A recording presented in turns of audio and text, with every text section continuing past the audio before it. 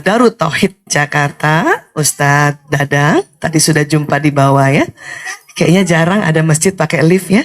Ini ada liftnya ya, walaupun mungkin nggak cukup kalau beramai-ramai semua ya. Ya, alhamdulillah. Baik, hari ini panitia mengamanahkan kami untuk membahas kenali watak agar jiwa tenang ya. Ibu-ibu sudah tahu wataknya, Bu? Sudah tahu. Iya, katanya orang saya kayak gini. Katanya orang saya kok kayak gini gitu ya. Masya Allah. Baik. Namun sebelumnya saya juga ingin sampaikan salam dari suami. Karena tadi bersamaan keluarnya ya. Dia pergi ke ya cari nafkah. Saya berjuang ke sini ya. Jadi saya ingin perkenalkan ini suami saya. Namanya Dr. Priyanto Sismadi. Alhamdulillah. Ini foto masih muda, Bu. Kami menikah 9 Februari 1992 ya. Alhamdulillah. Ya, sama. Oh, sama juga sama sahabat saya di sana tuh Mbak Ida itu. Masya Allah ya. Ya, saya kenapa harus perkenalkan suami? Karena banyak yang menyangka Dahlan itu suami saya. Padahal Dahlan itu ayah saya. Jadi Aisyah binti Dahlan seperti itu ya. Dalam Islam nama perempuan tetap bersanding dengan nama ayahnya ya. Kalau ada budaya di Indonesia mau pakai nama suami biasanya Nyonya Priyanto Sismadi gitu ya. Sampai-sampai suami saya pernah tanya awal-awal dulu, kamu kenapa nggak pakai nama saya katanya. Ya memang begitu tuntunan Islam sampai meninggal pun nanti di nisannya nama ayah kan gitu. Kenapa begitu kata suami saya? Walau-walau bisawab saya bilang. Namun yang saya paling tahu hikmahnya salah satunya adalah apabila ganti suami nggak usah ganti nama.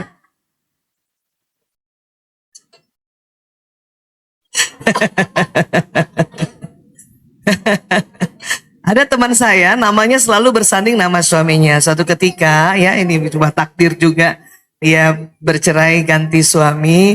Cuman karena terkenalnya dengan suami yang lama, kalau ada acara pembawa acaranya menyebut nama yang lama. Padahal dia datang sama suami yang baru. Itu mulai langsung gak enak nih.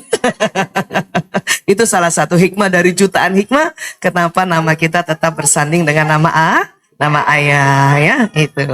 Jadi slide pertama aja sudah ada informasi itu ya, sudah ada nasihat di situ. Baik, saya salam juga dari putra-putri kami. Saya punya anak 5, 4 laki-laki, 1 perempuan. Yang pertama ananda kami namanya, ini kan bapaknya orang Jawa ya, Lanang. Yang kedua Prio, yang ketiga Kakung, yang keempat Jaler. Kalau orang Jawa ngertos ge, Lanang Rio Kakung Jaler. Artinya sami mawon. Laki-laki ya, Bu? Iya. 1 lagi ya, Bu. Nah, alhamdulillah dapat perempuan. Namanya Ragil ya. Iya, Masya Allah. Tapi nama Islamnya ini ya artinya kita tetap harus menggunakan nama Islam ya. Lanang itu yang Muhammad, Prio Ismail, Kakung itu Musa, Jaler Ibrahim, dan Ragil itu Aisyah juga. Ya, alhamdulillah Lanang dan Prio sudah dokter, Kakung sedang koas kedokterannya, Jaler mahasiswa kedokteran, dan Ragil juga baru masuk kedokteran. Alhamdulillah, alhamdulillah. Jadi besok-besok kalau Ragil sudah dokter, ibu kalau ke rumah cari dokter Aisyah. Aisyah yang mana gitu. Karena namanya juga Aisyah ya. Alhamdulillah, alhamdulillah. Ya. Baik, sekarang kenapa kita sering cerita tentang watak atau izinkan kami bercerita tentang jiwa dan watak dari sisi ilmu otak atau orang bilang ilmu neuroscience ya. Kenapa begitu? Karena para ahli dewasa ini karena ditemukan banyak alat, mulailah selalu mempelajari Otak manusia ini kayaknya sama, tetapi di dalamnya itu ada program-program yang berbeda, ya. Dan kemudian kalau disebut jiwa, kira-kira ibu-ibu, teman-teman, sahabat-sahabat Villa, kalau disebut jiwa, yang kebayang apa? Rasanya gimana jiwa itu? Ada kerasa nggak? Ada kerasa jiwa nggak di dalam diri kita gitu? Ya. Nah, kalau misalnya ibu jiwanya di mana? Ibu pegang yang mana? Oh gitu ya? Iya. Di sini nggak ada. Jiwa ibu kosong dong di otak. Baik. Jiwa itu meliputi semua program yang ada di tubuh manusia. Ya. Tubuh manusia ada programnya di otak, ada programnya di jantung, dan bahkan ada programnya di seluruh sel tubuh. Ya. Kalau kita bilang program udah tahu dong, era digital, ngerti ya? Ya. Maka kalau dikatakan di mana jiwa, itu dari ujung rambut sampai ujung kaki, ya. Nah, namun ya, nanti kita akan belajar bahwa Allah menciptakan bahwa di jiwa kita, ya, jadi penyampaian tentang jiwa itu banyak sekali di ayat-ayat Al-Quran. Kita ambil yang surat Asy-Syam ini, ayat 7 sampai 10. Siapa hafal, yo? Nah, bismillahirrahmanirrahim. Wa nafsim wa ma sawaha. Ya, itu artinya demi jiwa dan penyempurnaannya. Jadi Allah itu menciptakan jiwa kita itu sempurna sebetulnya. Ya, sempurna. Nah, kemudian lagi lanjutannya adalah fa'alhamaha fujuraha wa taqwaha, ya. Jadi diartikannya di sini, maka Allah mengilhamkan kepada jiwa itu jalan kefasikan dan jalan ketakwaan. Ya. Ini luar biasa, ibu-ibu, sahabat-sahabat Villa, mungkin ada bapak-bapak juga di lantai bawah, ya. Setelah diteliti oleh ilmuwan, memang di ujung rambut kita nih sampai ujung kaki ada program kefasikan, ada program ketakwaan memang. Ya. Ada yang mengatakan ada kelemahan manusia, semasing-masing individu ada kelemahannya dan ada juga kekuatannya. Ya. Jadi semakin diteliti semakin ya orang-orang para ahli itu percaya pada apa yang Allah sampaikan di Al-Quran. Hanya kadang peneliti itu non-muslim. Ya. Jadi kadang-kadang sudah meneliti, sudah tahu, sudah kagum, cuman gak ada hidayah. Makanya bersyukur kita ini. Allah berikan hidayah. Bersyukur juga kita bisa datang ke majelis taklim. Mungkin ada saudara-saudara kita kepengen sekali hadir di sini, tapi nggak bisa. Barangkali anaknya sakit, ya. Barangkali nggak dapat izin, barangkali cuciannya banyak. Barangkali, banyak barangkalinya ya. Maka tidak sampai di sini. Makanya sebuah apa ya namanya anugerah atau kebahagiaan kita bisa ya datang ke sebuah majelis taklim bermain-main di taman surga. Walaupun sekarang juga bersyukur karena waktu itu pandemi ada oleh-oleh namanya online. Ya, itu juga bersyukur. Buat ibu-ibu yang memang sedang banyak kerjaannya tapi tetap mau menimba ilmu, maka bisa sambil ketika dengarkan tausiah. Wah, itu luar biasa. Ya, makanya bersyukur kita. Nah, bersyukur juga kita ambil hasil dari nanti ilmuwan-ilmuwan yang meneliti. Karena meneliti ini, Bu, sudah lama, panjang, mahal, susah. Ya, hari ini kita mengambil banyak penelitian dan semuanya ya para ilmuwan itu kagum kepada Sang Maha Pencipta, hanya tidak bisa syahadat.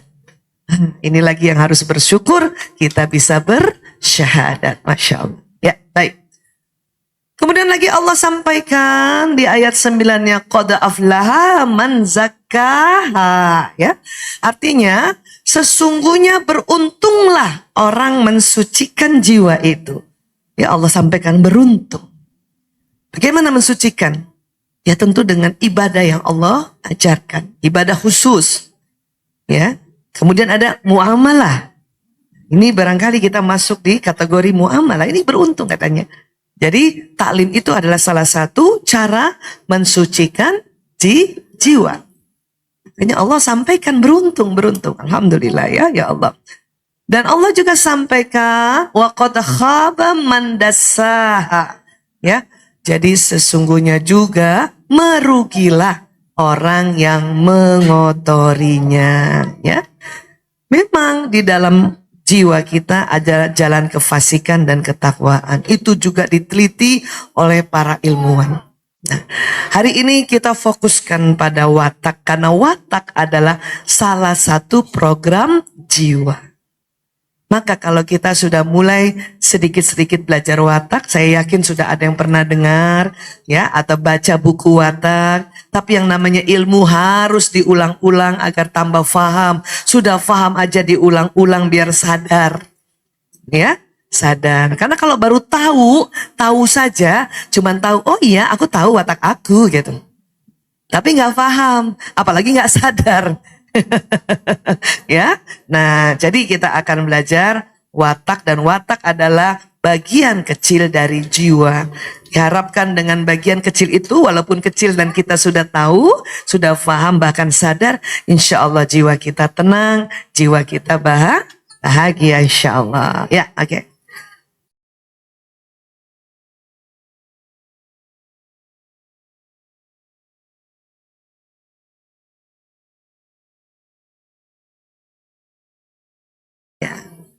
Yang mempengaruhi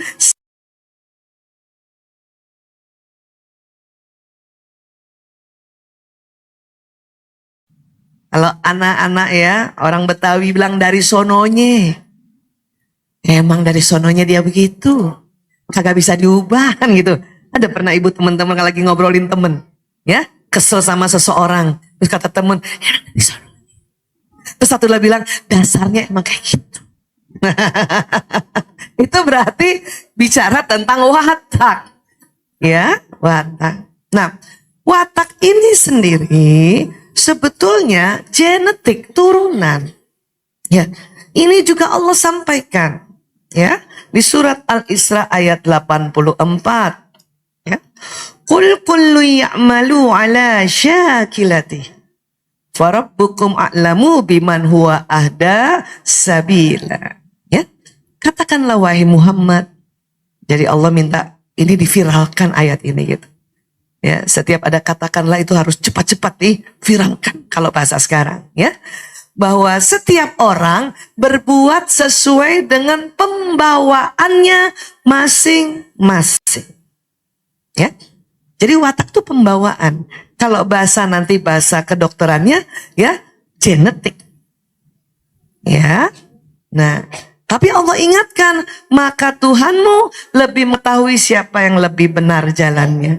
Artinya, kalau nanti kita sudah tahu watak kita, watak teman, watak suami, ya watak anak, watak orang tua, mertua, ya kita nggak boleh sombong dengan watak kita. Aku lebih bagus, nggak boleh kayak gitu. Karena Allah Ta'ala yang lebih tahu sebetulnya. Sampai sini sepakat dulu ya. Ini Al-Isra 84. Ini juga masih cerita tentang jiwa. Nah, kalau ruh bagaimana Bu Isa? Nah ini harus dibedakan nih, ruh dengan jiwa nih. Ruh bagaimana ruh? Allah juga sampaikan di lanjutannya di Al-Isra 85. Siapa hafal lagi?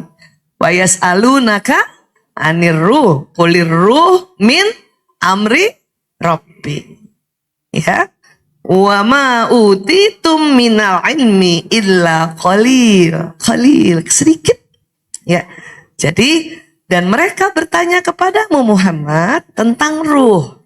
Jadi kalau ada yang tanya tentang ruh, jawabannya harus sama nih. Ini juga harus diviralkan. Ruh itu termasuk urusan Tuhanku, sedangkan ya kita semua manusia ini atau kamu diberi pengetahuan yang hanya sedikit tentang ruh. Tetapi yang sedikit itu kalau ilmuwan tuh diteliti. Dan sedikit itu menelitinya susah itu ruh itu. Ya apalagi kalau tahu banyak. Makanya ya nanti bedanya jiwa dengan ruh, memang ruh ini ya cuman sedikit ilmunya kita dan harus selalu ya berlandaskan Al-Quran dan Al-Hadis dan ijma para ya ulama gitu. Kalau jiwa, nanti salah satu makna dari ijma para ulama adalah penemuan dari ilmuwan-ilmuwan. Ya, ilmuwan itu sebenarnya ulama bukan? Cuman kalau yang ilmuwan non-muslim kita nggak bisa bilang ulama kan? Nah seperti itu. Jadi yang kita pelajari nanti ini lebih banyak yang ke jiwa. Setuju ya? Nah. Tadi kita sudah sama-sama belajar bahwa program itu ada mulai dari ujung rambut atau di kepala kita. Atau katakanlah di dalamnya lagi otak. Maka kita belajar dulu tentang otak ya. Ini otak manusia. Allah ciptakan otak manusia. Ada otak besar, ada otak kecil. Dan dia terbelah dua. Pegang dulu kepalanya, belai-belai dulu. Alhamdulillah. Ada otaknya Bu. Saya tanya dulu ya. Karena banyak orang lupa punya otak. Anak sekolah baru ingat punya otak kalau mau ulangan. Dan kita ibu-ibu baru ingat punya otak kalau tanggung bulan. Ya Allah. Pegang lagi kepalanya. Ya ini otak kita ya. Allah ciptakan otak. Allahu Akbar. Ya. Ada kanan, ada kiri. Terbelahnya otak kita itu persis garis hidung ke atas. Coba rasakan gini, naik ke atas. Nah ini namanya gaya belajar kinestetik, harus ada gerakan. Nah gitu. Udah kerasa ya Bu? Iya. Dan gak ada kaitannya dengan rambut belah pinggir.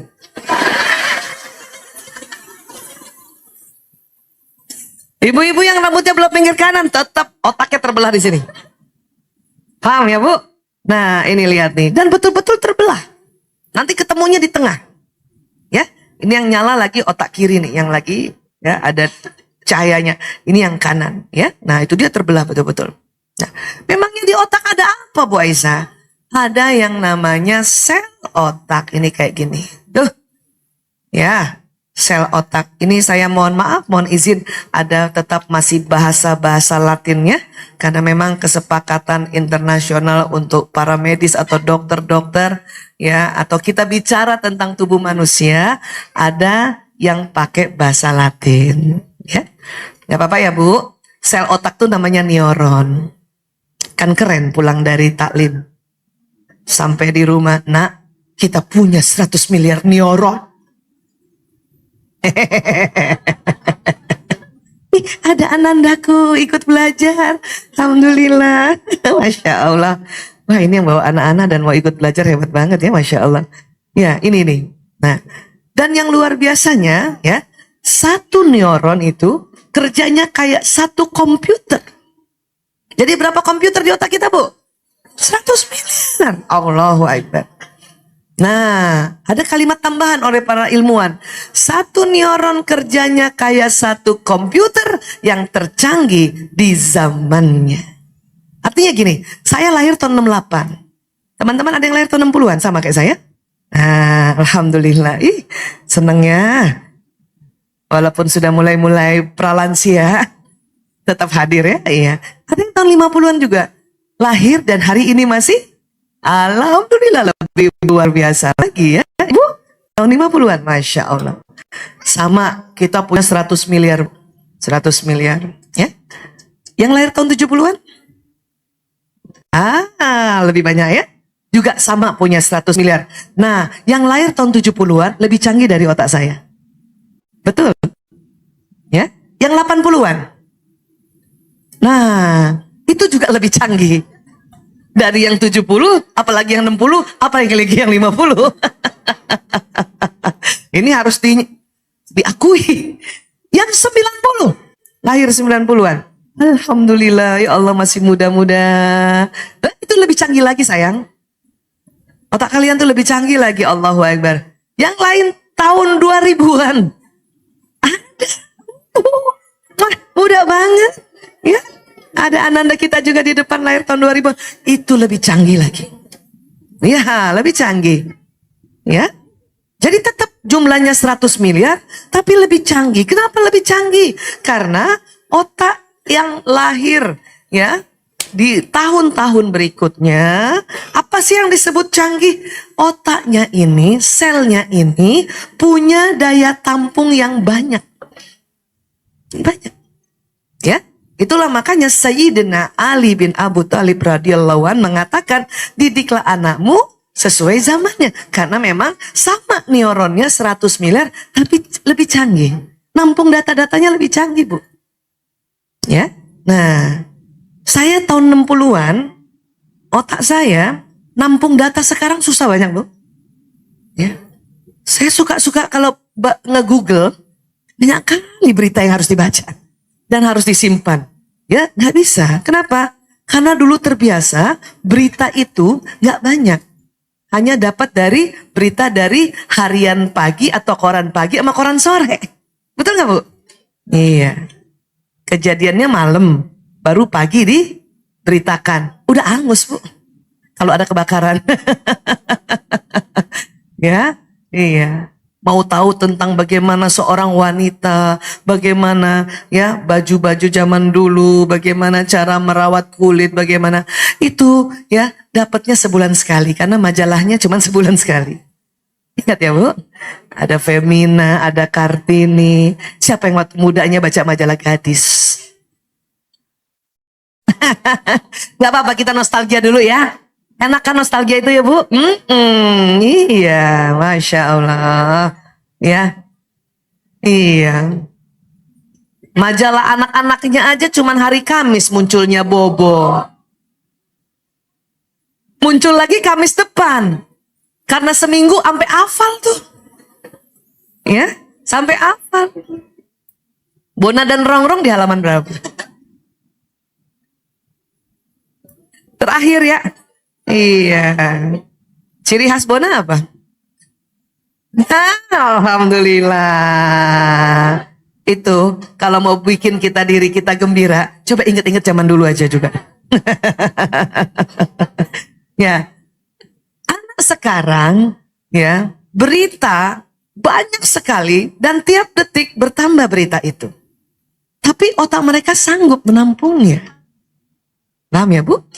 Kalau ada sekarang namanya teknologi digital, itu kan karya manusia, ya.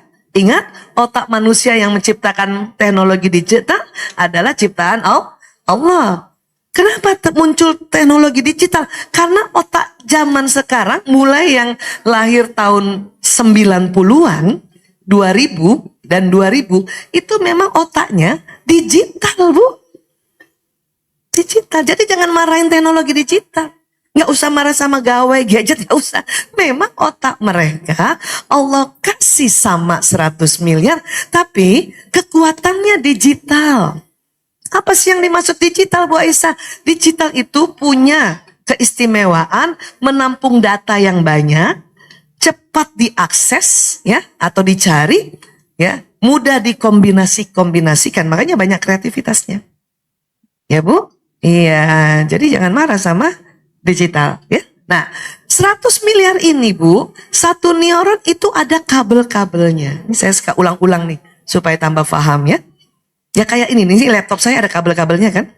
Ya. Nah kabel-kabelnya ini setiap satu neuron itu banyak sekali, bisa 20.000. Laptop saya aja nih yang kata orang sudah mulai canggih, itu cuman berapa? 1, 2, 3, ya nggak ada 10.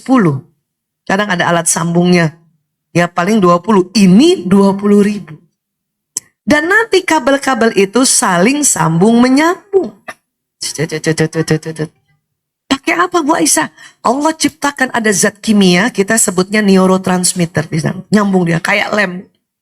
Karena cepat, jadi dia ada peristiwa listrik di otak kita. Jadi di otak kita itu ada listriknya.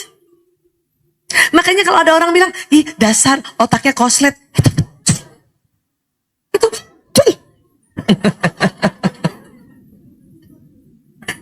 pernah koslet otak ya, Bu? Itu betul banget. Allahu Akbar. Ya ini. Nah, Bu Aisyah, kalau tersambung-sambung itu jadi apa sih? Kalau tersambung-sambung, satu, jadi membentuk memori. Saya datang di sini, udah lama saya soal nggak ke Cipaku soalnya. Udah lama, banget ya. Waktu ke Cipaku belum ada masjid waktu itu, dulu banget, Masya Allah dulu banget ya. Nah terus datang ke sini, tersambung otak saya, oh Cipaku Masjid Darut Tauhid itu ada seperti itu, oh ada liftnya, tersambung tadi gitu. Terus dari awal ketemu sahabat-sahabat itu tersambung otak saya, walaupun belum dalam karena belum tanya nama. Karena kalau saya tanya nama dari ujung sana sampai sini sudah selesai waktunya. Tapi tadi salaman itu tersambung otak saya. Ya, tapi masih tipis karena belum tanya nama, belum tanya di mana rumahnya gitu. Tapi ada teman-teman juga seperti yang depan tadi ada Mbak Emil, itu udah tersambung dulu otak saya gitu. Jadi waktu ketemu lagi nambah lagi sambungannya. Ya, di ujung sana udah ada teman saya Mbak Ida. Itu udah tersambung saya, otak saya bertahun-tahun, ya. Jadi seginian banyak, saya langsung kelihatan mukanya dia. Karena otak saya sudah tersambung gitu. Karena otak ini sambungnya berulang-ulang. Terjadi murojaah di otak kita. Agar memorinya, ingatannya semakin kuat. Itulah belajar harus diulang-ulang. Kadang baru satu kali tahu, itu cuma tahu. Ya, baru know gitu, baru maklum. Kalau diulang-ulang jadi understand. Kalau bahasa Arabnya mafhum. Paham ya? Nah, makanya mengapa apa-apa kita harus ulang-ulang ya. Nah, apa juga di dalamnya? Di dalamnya juga ada yang sudah ada data-datanya dari Allah dari awal, termasuk watak tadi. Watak. Jadi watak kita udah ada di otak kita, Bu. Ya. Di bagian mana Bu Aisyah di sini nih? Coba pegang dulu belakangnya sini. Nah, di situ sudah ada wataknya kita masing-masing. Ya. Kalau bicara watak nanti bicara apa? Bicara jenis hasratnya, dan di sini juga ada kekuatannya dan ada kelemahannya. Itu makanya tadi disampaikan, ada jalan kefasikan dan ada jalan ketakwaan. Paham ya Bu? Jadi sudah ada. Mana sih Bu Aisyah? Boleh nggak lihat? Nah ini kita lihat ya. Jadi watak itu ada di daerah sini nih Bu. Nih.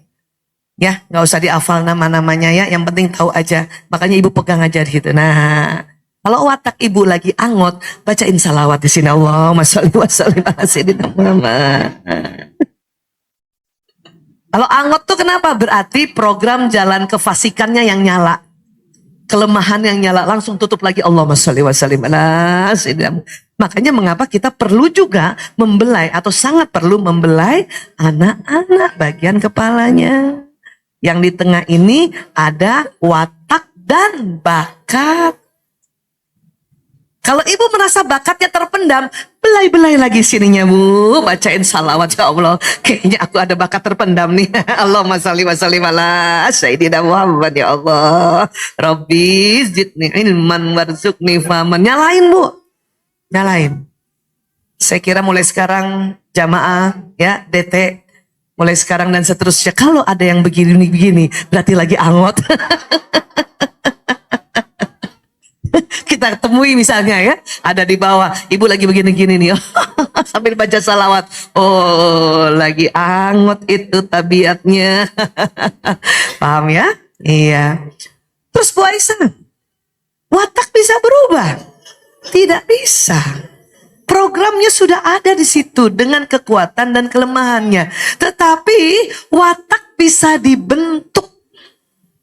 Dengan apa? Dengan ilmu. Dengan nasihat, dengan belajar prinsip-prinsip kehidupan, ya. Memangnya kalau belajar ilmu, kita taklim, ada nasihat, ya, pengaruh dari orang tua, pengaruh dari lingkungan, itu di otak mana? Otak depan. Jadi sini, coba pegang lagi dahi. Nah, ya. Kalau udah banyak taklim ilmunya lupa, baca lagi salawat. Allahumma sholli wa sallim ala sayyidina Muhammad. Kadang kita udah banyak ilmunya di sini, ya tiba-tiba hang sementara. Sering begitu otak, kan kayak komputer. Ya, pernah Ibu lihat komputer hang gitu? Nah, nggak boleh dipaksa kan? Udah biarin aja dulu, ya, biarin aja dulu dia, ya. Lagi restart, ya biarin aja dulu. Jangan dipaksa. Usah gituin. Diamin aja dulu ya. Sama kalau juga Ibu lagi hang ilmunya, istirahat aja dulu Ya, nggak usah maksa. Dan nggak usah juga berlara diri. Aku kok yakini. Udah sering talim tapi lupa. Nggak usah juga begitu. Berarti ibu sedang capek. Udah istirahat aja. Ya. Karena apa? Karena ya otak kita ini penuh. Ya, penuh. Jadi yang di depan itu nanti isinya prinsip-prinsip hidup kita. Prinsip hidup kita ad-dinul Islam. Ad-dinul Islam kita harus pelajari sedikit demi sedikit, ulang-ulang, sedikit-sedikit, ulang-ulang. Kan gitu. Ini masuk di sini nanti. Ilmu pengetahuan. Misalnya Bunda sesuai misalnya ya sekolah atau kuliahnya. Saya di kedokteran berarti saya ada banyak juga di sini tentang kedokteran. Ya. Nasihat. Nasihat dari orang tua, nasihat dari kakek nenek, ya, nasihat dari ibu guru, nasihat dari teman-teman juga. Teman-teman suka ngasih nasihat kan? Iya, nasihat dari guru-guru kita, baik di taklim maupun di sekolah, masuknya di sini. Ya. Pola asuh kita, ya, budaya kita. Siapa orang Bugis di sini? Bugis, orang Bugis ada? Oh, ada orang Bugis. Oh, sama sama saya tuh, bapak saya orang Bugis, ya. Jadi saya udah mulai tahu tuh kira-kira otaknya ibu kayak mana. Apalagi kalau bapak ibunya Bugis. Oh, udah ngerti saya di sini. Siapa orang Jogja? Jogja. Yeah. Saya juga ngerti tuh otak ibu gimana.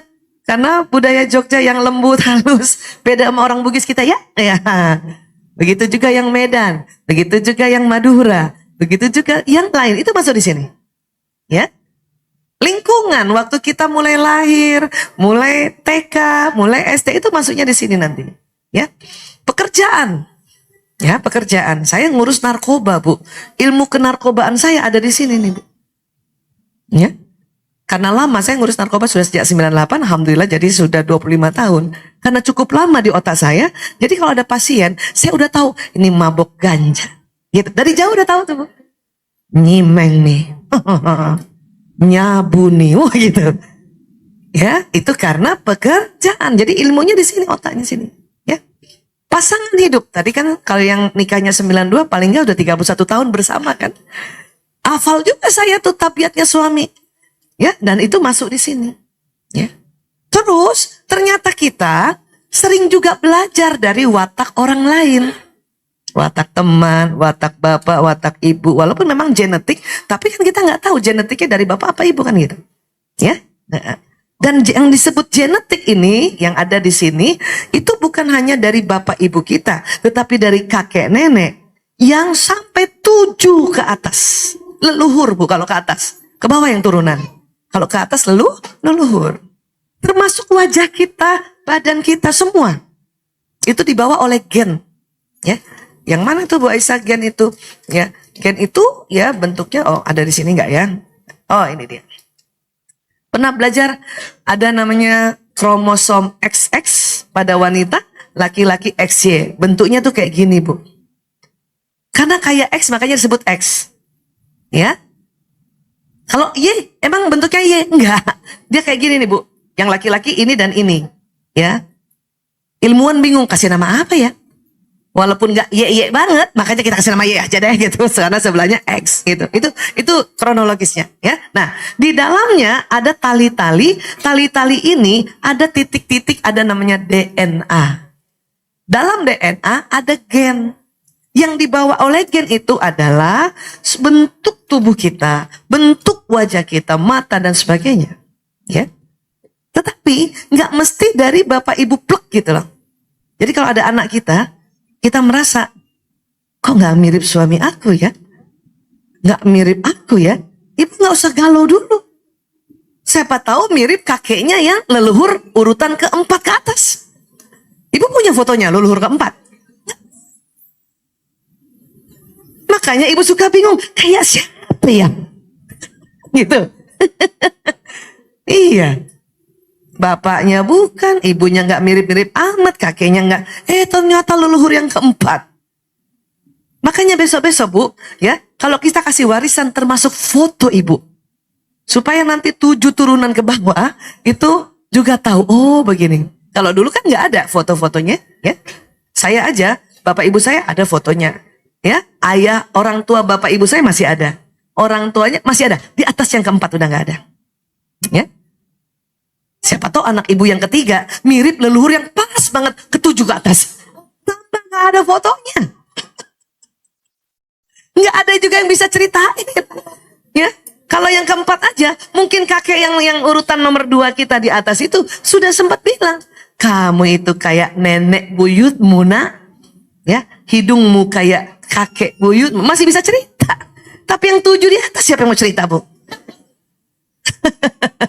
Ini semua ada di sini. Termasuk watak, termasuk bakat, ini ada di sini. Ya. Siapa yang anandanya lebih dari 1, Bu? Iya. Ada nggak anandanya yang ini kayak aku banget wataknya? Ada ya? Ada juga bapaknya nih, bapaknya nih, bapaknya. Dan anehnya para istri, kenapa kalau sebut suaminya bapaknya nih? Mukanya tuh, mukanya tuh, kenapa ya? Saya termasuk loh. Iya. Ini ada kejengkelan apa sama suami? Allahu Akbar. Astagfirullahaladzim. Nanti kalau kita ngobrol-ngobrol sama, terus yang kayak kita, gue banget. Kayak gitu juga mukanya.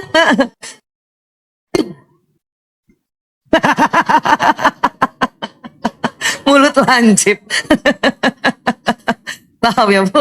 Iya, itulah perempuan. Ya, selalu mau lebih baik daripada suami. Padahal suami jembatan surga kita. Allahu Akbar ya. Saya juga dulu begitu, Bu. Jangan salah, Bu. Tahun 2006 aja saya baru mulai berubah. Karena baru mulai belajar otak laki-laki. Kan sering dengar sharing kami ya. Iya. Siapa yang sudah mulai berubah setelah tahu bahwa otak laki emang kayak gitu? Ya, iya.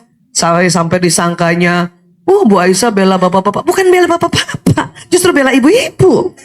Dengan tahu otak laki-laki, ibu nggak baper.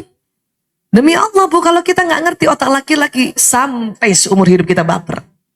Dan selalu merasa, barangkali kalau ganti suami akan beda. Enggak.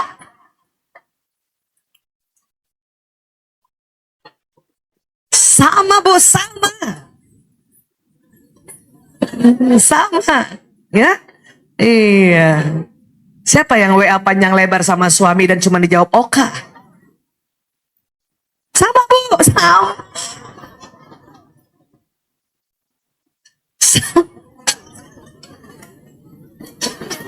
Anak laki-lakinya siapa yang sudah mulai kos atau lagi di luar kota, ibu ya, WA dia cuma jawab iya doang atau jempol gini. Saya baru tahu 2006 kenapa begitu? Karena laki-laki ngomongnya sedikit. Otak laki-laki, Bu, itu cuma di otak kiri belakang. Coba pegang otak kiri belakang Ibu. Tuh laki-laki cuma di situ otak bahasanya, Bu. Perempuan di mana, Bu Aisyah? Kiri belakang sama kanan belakang. Coba pegang, Bu.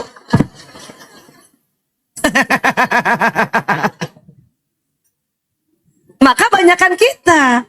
Itulah saya sering sharing.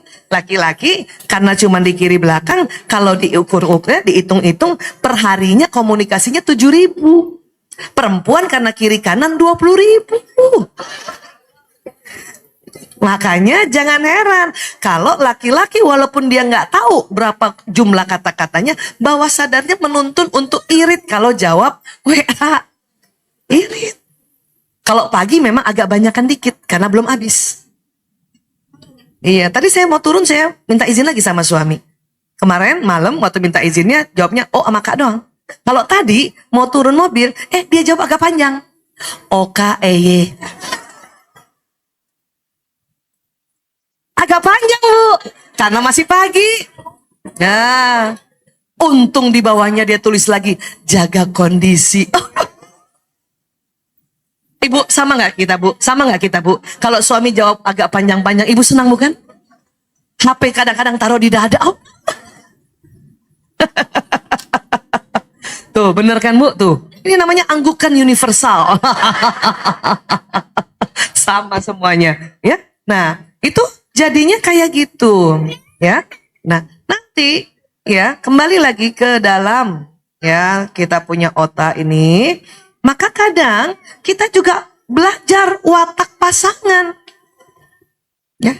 Dan yang unik sebetulnya Allah mempertemukan suami istri itu wataknya selalu bertolak belakang sebetulnya, Bu. Iya nggak, Bu? Padahal ibu nggak belajar watak dulu, tapi diketemukannya bertolak belakang. Ya, ekstrovert ketemu introvert, yang introvert ketemu ekstrovert, kan gitu, ya kan? Iya. Ada suaminya yang banyak bicara, walaupun laki-laki banyak bicara itu cuma sampai 9.000, Bu. Ya. Nah, istrinya yang agak pendiam. Nah, agak pendiam itu 16.000.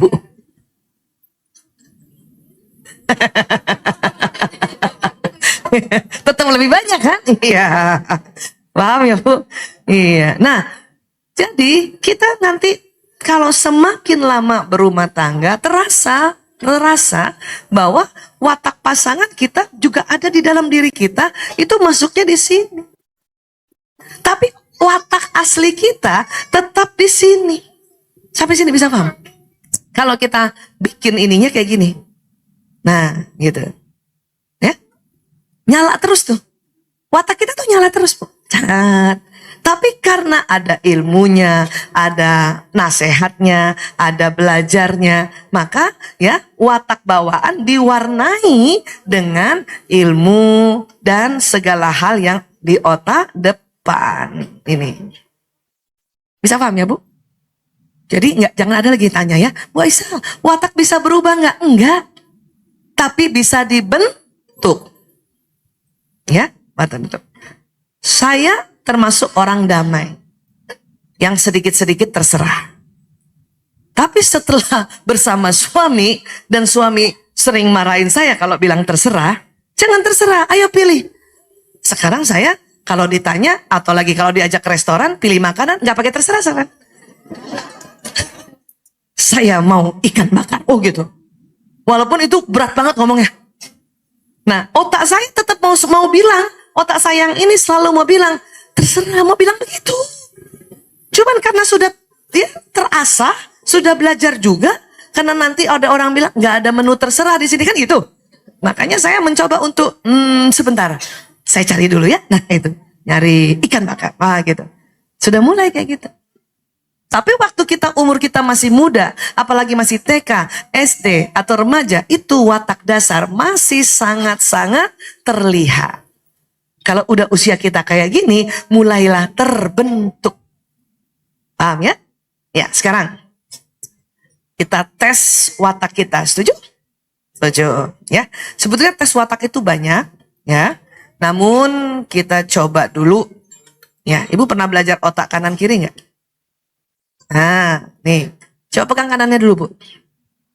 Otak kanan kita ini, Bu, Allah ciptakan untuk satu, mempelajari warna-warni atau melihat warna-warni di kanan.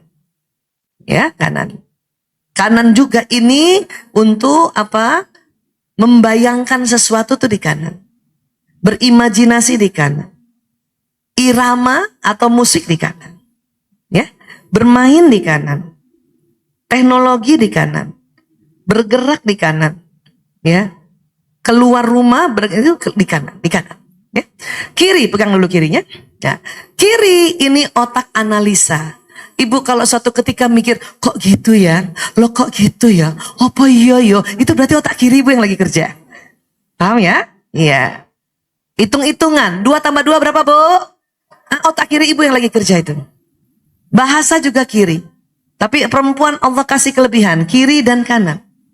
Asik ya? Masya Allah. Ya, makanya kalau ada nih pasien ya, kalau misalnya dia stroke, dia lumpuh di kiri pada laki-laki, makanya laki-laki nggak bisa ngomong. Kalau lumpuhnya di kanan, masalahnya di kiri, karena kan otak tuh miring gitu ya, dia nggak bisa ngomong tuh. Tapi perempuan ya stroke misalnya sumbatannya di kiri masih bisa ngomong pakai kanan, sumbatannya di kanan masih bisa ngomong juga. Itulah perempuan. Berbahagialah, Bu, alhamdulillah. Ya, Masya Allah. Ya, alhamdulillah lagi jangan sampai stroke. Paham ya, Bu? Nah, sekarang. Ya, jadi menurut dokter, ya, Roger Wolkowski, seorang neuropsikologi, dia yang menemukan ini. Jadi ilmuwan nih, Bu, kalau berniat untuk meneliti sunnatullah, Allah kasih petunjuk. Petunjuk untuk ya meneliti. Bukan hidayahnya ya. Kalau hidayah nanti cenderung pada dia mau Tuhan Allah, bersyahadat. bernabi Muhammad SAW. Ya. Nah, Roger Wilkes-Barre inilah yang nanti mengatakan bahwa kanan tuh imajinasi, ide, intuisi, khayalan, warna, gambar, rileks, bermain, bergerak, benda, musik, ya, teknologi, sintesa itu mengambil hikmah, ya. Kiri, ya, ini bahasa, angka, hitungan, logika, rasional, detil, teratur, tuh kiri. Ya, urutan, fakta, disiplin, syair lagu, analisa tuh kiri. Kiri. Nah, kita bisa menganalisa, kita juga bisa kita bisa juga ada tambahannya lagi, mau tambah lagi nggak? Ya, masih 10:30, masih ada waktu nih.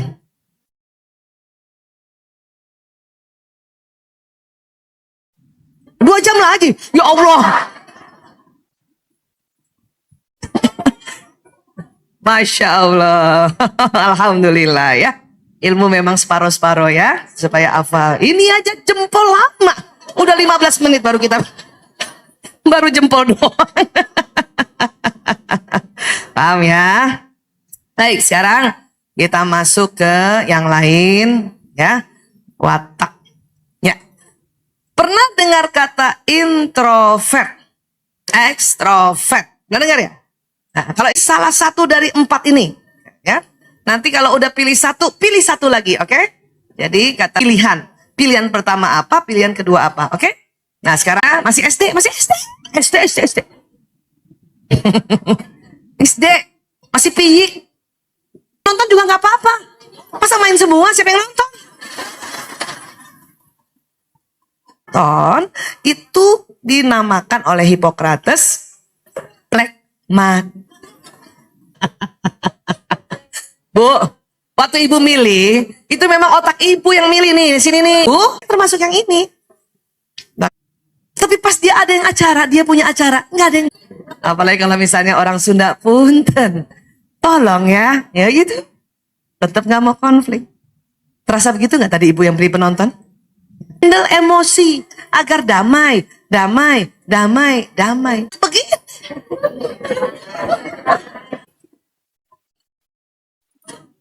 Bangun subuh susah. Betul, saya sudah tahu ya. Saya buat kalau subuh misalnya satu ketika subuh 4.30 jam 4 itu makanya di HP ada alarm per 5. Karena apa? Karena ya jangan ibu bilang malas. Malas ini anakku. Nah alarm aja secara teknologi ada. Karena saya berseberangan dengan suami nonton sakit kepala nggak bisa loncat, ya. Ibu-ibu yang lain, bisa loncat langsung bisa. Orang damai ini adalah nih, ya. Pada saat, bentar ya, kok loncat nih. Bayi orang plekmatis kayak gini mukanya, ya. Mukanya dari awal aja udah terserah. Jarang nangis, tidur aja terus. Ada yang pernah nggak punya anak kok kayaknya nggak ada suaranya nangisan ya? Itu tipe yang damai bu. Pampersnya penuh, tenang aja dia. Itu tipe damai. Karena ada bayi yang baru sedikit basah aja udah gelisah. Ya, ini begini bang. Ya saya kecil gini kali ya. Terus waktu bayi, ya. Kekuatan bayi plekmatis santai, tenang, senang, tidak menuntut, lebih sering tidur, mudah menyelesaikan diri. Ya, ini ada 2 kali tidak menuntutnya ya. Nah. Tapi ingat, dari sejak dalam rahim, watak itu sudah Allah ciptakan, sudah ada. Ada kekuatan dan ada kelemahan. Maka bayi aja udah ada kelemahan, bayi plekmatis nih. Apa kelemahannya? Lamban respon, cuek, tidak tanggap, ada pemalunya juga gitu. Menurut saya bukan lamban respon, itu karena terlalu damai. Paham ya? Iya. Pas remaja, pas anak-anak, ya kekuatannya mudah dihibur. Anak damai kan mudah dihibur kan? Ya. Besok lagi ya nak ya? Iya bunda. Itu, ya. Mengamati yang lain, dia suka ngamatin. Mudah setuju. Mana tadi yang orang plekmatis? Ya kan? Setuju kan? Paling enak rapat sama orang plekmatis. Langsung setuju. Setuju. Terus kekuatannya dapat diandalkan. Diandalkan kenapa? Orang plekmatis senang mengerjakan pekerjaan yang monoton. Kalau dikasih tanggung jawab pekerjaan misalnya, ya, suruh isi galon. Ya, anak-anak plekmatis itu seneng banget itu. Makin dia monoton, makin mahir, makin senang dia. Tiba-tiba disuruh, ya, nah besok jangan galon ya, angkat jemuran. Oh, panik tuh, Bu. Dia harus beradaptasi dulu. Ya, oke. Nah, kelemahannya apa? Menghindari kerja memang. Ya. Bukan malas, mau damai. Karena hasratnya damai. Terus ini kelemahan kita nih, menunda-nunda. Terlalu mengalah. Mengalah tuh bagus, kalau terlalu jadi kelemahan. Ya. Ya. Karena terlalu mengalah dianggap penakut. Ya. Kabur yuk, misalnya dulu tuh saya waktu SD diajak kabur sama teman-teman. Ah, gue di sini aja dah. Kenapa? Capek kabur. Orang kita pengen tidur-tidur. Ya capek lah kabur, terus kata teman, ngangkut aja loh. Ya. Nah, bahayanya anak yang tidak diajarkan dari kecil tentang watak, ya, dan tentang bahayanya, inilah watak yang paling gampang ditekan oleh teman sebaya. Karena dia nggak enakan, dibilangin penakut, ya udah deh gue ikut, gue di belakang ya, gitu sering, ya. Nah ini hati-hati, ya, karena diam-diam keras kepala juga dia. Nah ini, saya diam-diam nih keras kepala. Apalagi kalau disuruh suami. Memang kayaknya diem, tawadu gitu. Padahal keras kepala. Nah, kalau punya anak seperti ini, pantang dikerasin. Makin keras, dikerasin, makin keras. Ya, ini memang orang damai, pendekatannya dengan damai. Ya. Ini anak plekmatis tuh lihat. Makan aja tidur, Bu. Ada punya anak kayak gitu? Ibu pernah begitu lihat anak kayak gitu? Makan tidur. Kenapa? Karena dia nggak bisa bilang sama ibunya aku udah kenyang, nggak bisa. Nggak bisa. Kan dia kan penurut kan? Penurut orang damai kan? Iya, tahu-tahu udah tak aja. Ya. Ya tergantung ibunya nih, tega banget nggak nih? Ada juga ibu yang nggak tega kan? Ih kasihan udah tidur, udah nak. Ada juga ibu-ibu yang watak lain tuh. Ya, bangun. Apa ini? Ya. Kasihan ya. Nah, waktu remaja dia punya kekuatan pendengar yang baik. Memang tetap santai. Banyak temennya. Karena dia orang damai, ya. Menengahi masalah. Jadi kalau kata suami saya itu muka saya selalu tempat orang mau curhat. Ya, kenapa? Karena memang penengah. Ya. Banyak akalnya, tapi dia diam-diam aja, nggak mau pamer-pamer gitu ya. Memimpin kalau terpaksa. Nah inilah waktu pas nggak dipilih, alhamdulillah ya Allah, bisa sujud syukur dia. Ya, nah, kelemahannya adalah sulit mengambil damai. Ya, sampai besar pun damai. Saya begini. Ya, makanya kalau rapat ada 5 yang ikut rapat. Ya, pemimpin. Ya kalau masih 5, kalau 200 gimana? Ya, makanya tipe ini harus belajar sedikit berani ambil keputusan kan gitu. Ya. Tidak antusias. Saya kadang-kadang udah kalau capek banget ya, diajak kemana pun mungkin terbaik tempat itu, enggak lah saya di rumah aja gitu saya. Ya. Kemudian terlalu kompromis ya, tidak mau melibatkan diri, ini tadi suka menunda-nunda dan keras kepalanya sampai besar pun keras kepala. Mudah-mudahan setelah rajin taklim mengerti bahwa keras kepala itu bahaya. Ya, nah sampai sini bisa paham ya? Nah, ini orang plekmatis. Tips orang tua yang punya anak plekmatis. Saya juga punya anak 5, nomor 4 yang plekmatis. Ini jaler. Oh anak saya jaler ini dari kecil damai banget bang. Ya, ngalah terus sama kakak-kakaknya ya. Sayangnya dia anak keempat, jadi disuruh-suruh terus sama kakak-kakaknya ya. Ya, ajari untuk memiliki tujuan dan target. Saya saja sampai sekarang, selalu belajar. Apa target saya? Apa tujuan saya? Walaupun nggak banyak-banyak, 3 saja saya ajarin. Ya, karena anak saya selalu terserah ini. Apa tujuanmu nak? Ya, dia sekarang di kedokteran semester 5. Dia bilang, aku mau ikut CIMSA. CIMSA itu satu organisasi untuk ke luar negeri sebagai medical student. Saya ajarkan apa tujuannya nak? Ya, suruh 3 gitu. Nah, berarti kalau udah bisa, berarti tips kita jadi orang tua udah bagus untuk membentuk watak ini gitu. Ajari untuk bergerak lebih cepat, tapi nggak usah sambil marah. Cepetan, nggak usah bu. Ya, cepat sedikit ya nak, cepat sedikit. Ya, ayo nak dipercepat kan. Asik kan kalau gitu ya. Ajari untuk menangani masalahnya sendiri. Watak ini kalau nanganin masalah orang jago. Tapi pas dia kena masalah, tidur. Coba, mana yang penonton? Betul bu? Iya, itu emang begitu. Makanya pelan-pelan, itulah saya mengapa belajar juga. Kalau saya ada masalah diri saya, apakah itu masalah suami, anak, ya, atau masalah orang-orang yang sudah berkumpul di otak saya belajar untuk merilisnya atau membuangnya untuk tidak diparuh di sepenuhnya di otak. Karena nanti capek sendiri. Itu belajar, ada belajar. Ya, sampai sini udah paham bu? Ya, oke. Sekarang siapa yang pilih penulis skenario? Hah? Pilih penulis skenario ada? Orang yang pilih penulis skenario baik pilihan pertama dan kedua diistilahkan oleh Hippocrates melankolis. Hasratnya sempurna, ingin mengerjakan semuanya dengan sempurna, ciri khasnya pemikir.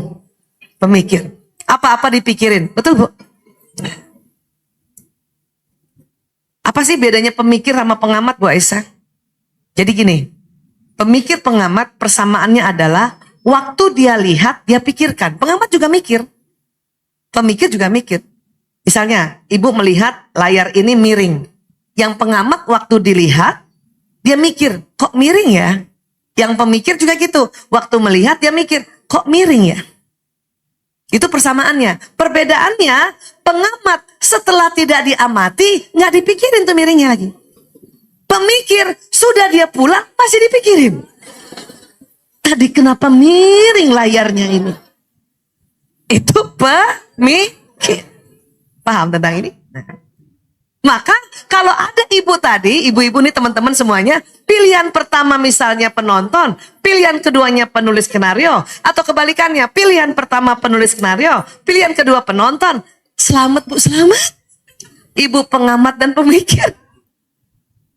Inilah yang disebut watak introvert. Paham ya bu? Iya. Sama bu Aisyah, ini anugerah Allah. Ada kekuatan dan kelemahannya. Bu, gampang mau cari orang pemikir. Gampang sekali. Coba tadi yang merasa memilih penulis skenario. Ya, apakah Anda sejak kecil, kalau waktu mau sikat gigi, pencet pasta giginya dari bawah? Iya bu? Walaupun nggak diajarin loh bu. Ibu selalu dari bawah. Itu betul-betul Anda pemikir atau yang melankolis tadi. Karena mungkin ada juga melankolis yang jadi-jadian. Yang baru gede baru melankolis karena pengaruh suami. Dulu mencet odol nggak di bawah tuh. Atau yang penulis skenarionya pilihan kedua. Nggak mesti dari bawah dia. Kadang-kadang, tapi lebih seringnya di bawah. Ya, paham ya bu? Bahkan sudah habis pun dilipat. Ada? Stream digunting.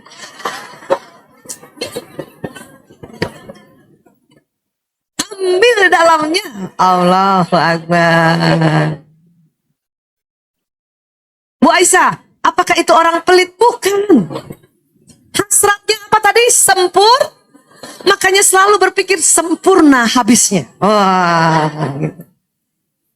Ini biasanya orang melankolis yang kasihan kos-kosan uangnya belum datang.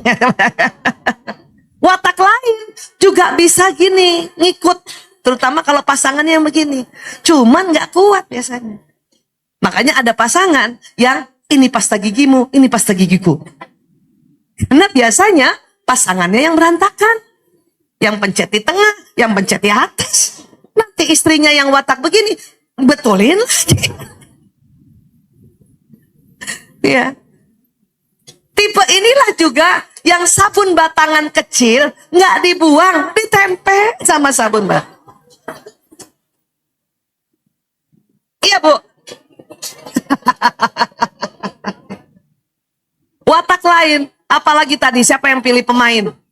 Oh, dia nggak bisa tuh nempel-nempel begini. Buang, ngapain sih? Iya benar kata ibu, iya benar, iya benar.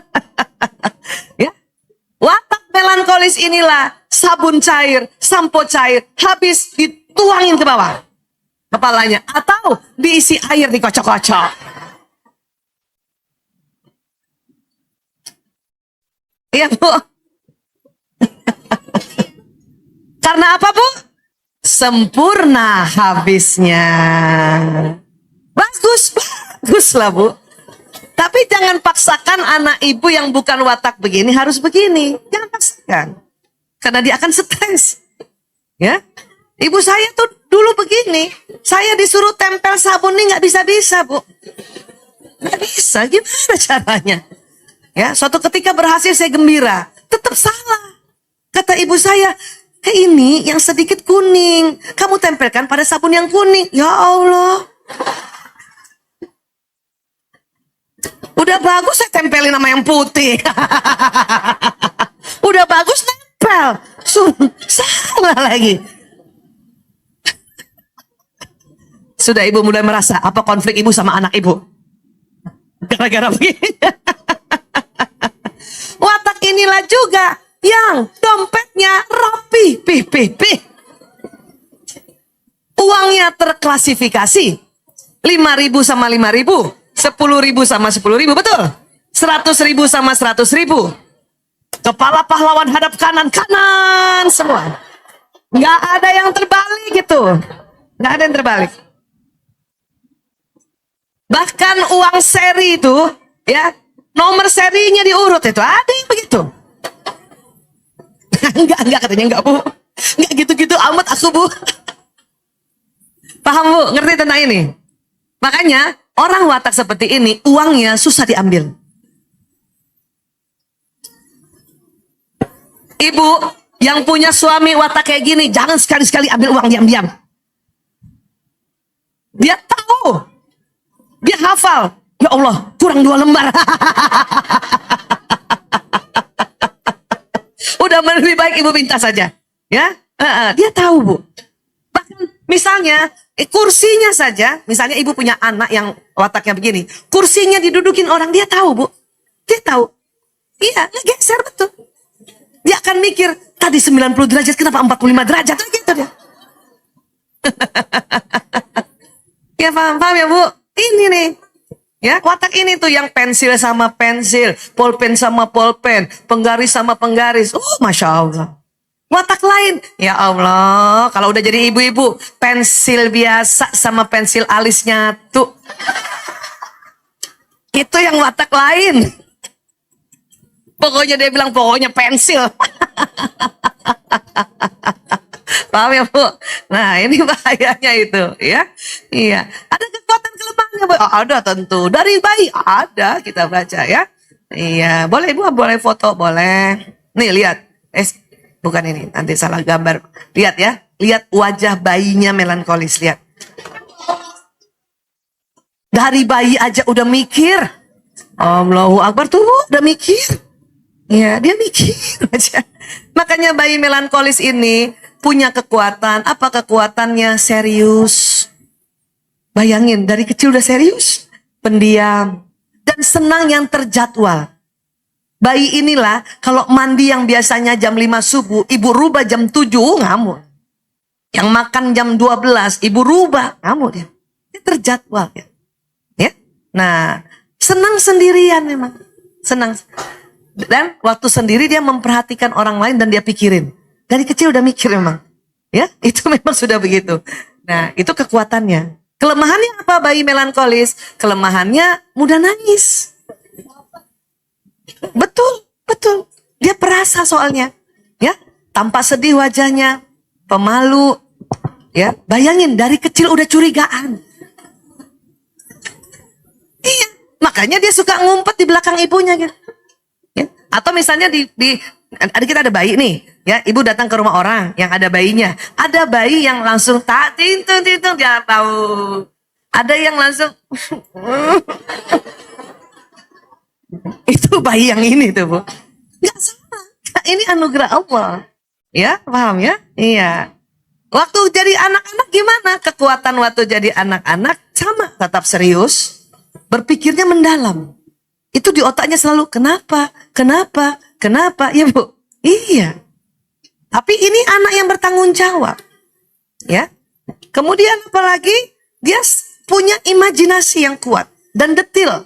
Kalau berimajinasi, bervisualisasi, menghayal pun bisa detil ya. Ya ini tipe ini.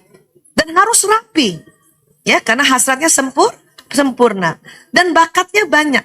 Bakat yang lebih ke seninya tuh banyak. Ada yang musik, ada yang wah pokoknya nih anak berbakat kalau orang bilang ya. Dan tipe ini temennya nggak banyak bu. Ya, tapi sahabat sejati. Ibu kalau punya anak tipe begini, yang lebih senang di rumah, ya orang-orang bilang anak rumahan gitu ya. Memang temennya nggak banyak. Nggak usah juga ibu merasa, aduh nanti gimana sosialisasinya Bu Aisyah. Emang begitu Bu. Dia nanti akan banyak punya teman, ya kenal biasa, tetapi yang nanti sahabat sejati itu cuma 1, 2, atau 3 orang. Nggak apa-apa Bu Aisyah, nggak apa. Ini tipe memang tipe yang nantinya insya Allah dia akan ya menjadi orang yang misalnya karena dia berbakat, dia mengerjakan sesuatu yang apa-apa sendiri. Gitu. Ini cenderung ilmuwan tuh dari sini. Dari orang melankolis. Kalau ilmuwan terlalu banyak temennya, nggak jadi Bu, nggak jadi ngeriset Bu. Baru juga neliti, udah ada temennya di laboratorium, kebayang nggak kalau tipe ilmuwan yang bukan melankolis lagi neliti, ada temennya.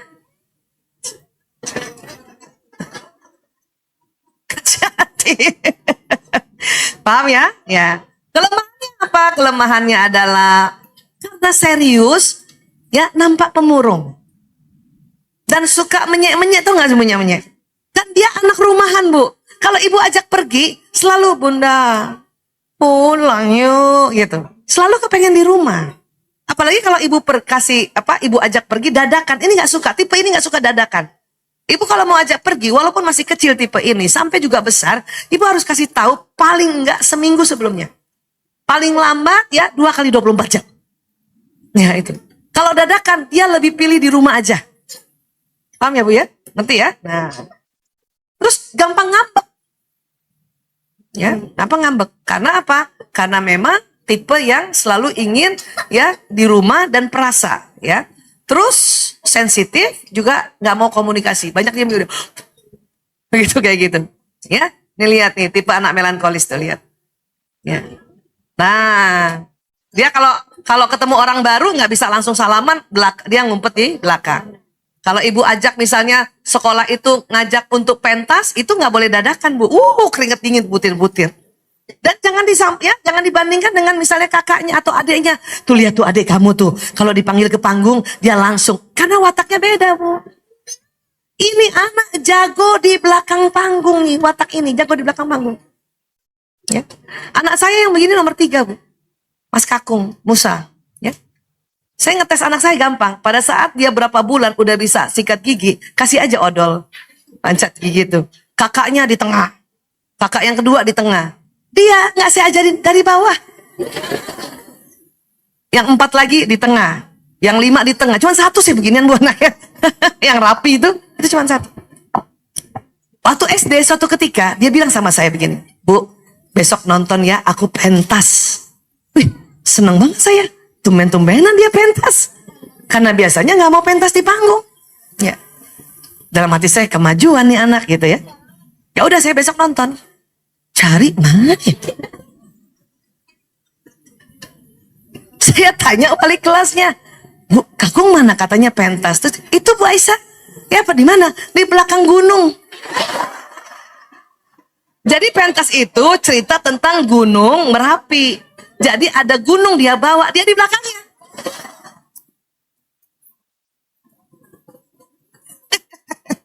Terus saya samperin dari belakang, dia sambil pegang gunung, ibunya di situ. Ya, nah Gunung Merapinya ini dia bikin efek bahwa selendang saya merah, yang merah dia digini, itu buat dia bangga banget. Saya sudah membuat sesuatu, walaupun gunung ini kertas kayak berapi, tapi di belakang. Makanya waktu TK kalau disuruh tampil pilihannya yang jadi pohon. Itu anak melankolis. Ya Bu, untung dulu saya udah belajar. Kalau enggak saya pasti membandingkan lagi dengan yang lain. Paham ya Bu? Kalau MC udah berdiri ada pesan sponsor tuh.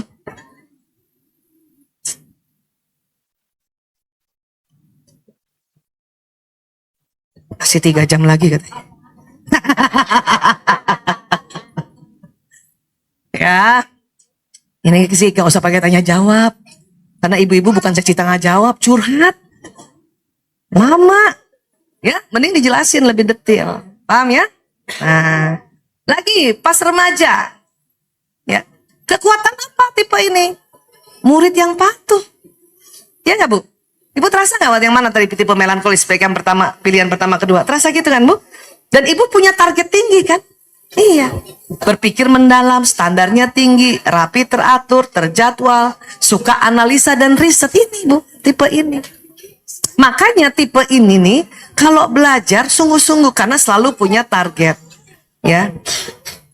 Ada teman anak saya, ya. Dia ini masa dapat 8 nangis, Bu. Dapat 8 nangis. Rupanya targetnya 10. Jadi 8 aja nangis. Anak saya yang jaler orang damai, dia heran.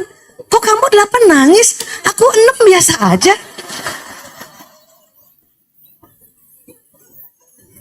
Karena buat orang damai 6 aja syukur. Dia heran temennya yang 8 nangis.